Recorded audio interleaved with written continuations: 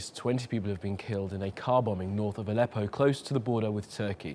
The attack happened at an opposition checkpoint near the town of Assad. The Syrian Observatory for Human Rights says most of the victims were members of a moderate rebel group. Dozens were injured. Well, Ediz Tiyansan joins us now from the northern Syrian city of Jarablus. So, Ediz, just first of all, just give us a bit more detail, please, if you can, about what Assad was saying about the retaking of Aleppo.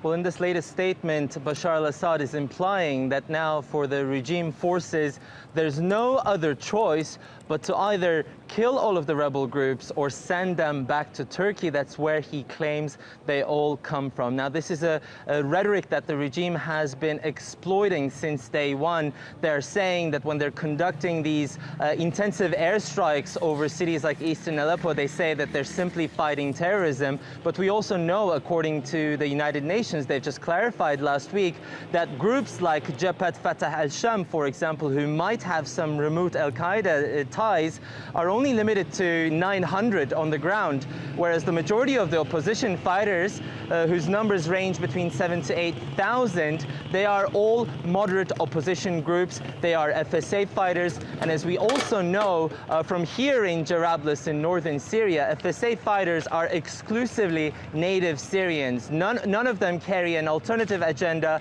coming from outside. They're simply here because they couldn't find an opposition voice in Syrian politics. They say to us that they had to arm themselves and fight the regime. And we know that with this excuse, they've been intensifying their bombardment on eastern Aleppo. We're talking about the Syrian regime, along with the backing of the Russian Air Force. And just in the past week, the number of casualties has risen up to 150 just in eastern Aleppo alone, and almost all of them are civilians. And Ediz, in the same interview, Assad spoke about Turkey's Operation Euphrates Shield. Now, you're in Jarablus. What's the latest there?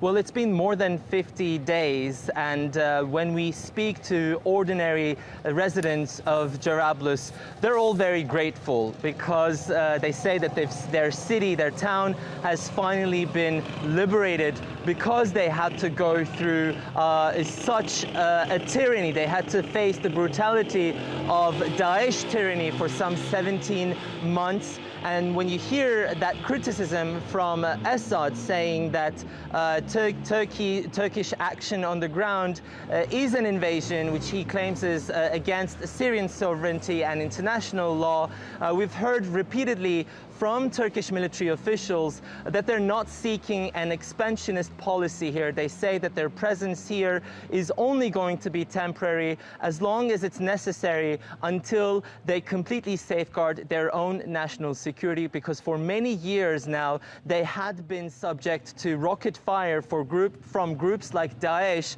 because the Turkish towns just across the border, places like Kilis, are only about 10-15 kilometers, and in the past few years, the number of death toll from their rocket fire had reached up to 20. And only then, Turkey backed these FSA fighters, and they are now on the ground. They've established Jarablus as a stronghold, and they've been moving on in order to establish a secure corridor that is clear of Daesh forces. And because of this, following this liberation rather, finally Jarablus, the town of Jarablus, can establish its own local council, which is expected to eventually take up all the responsibility of providing basic services to its own population.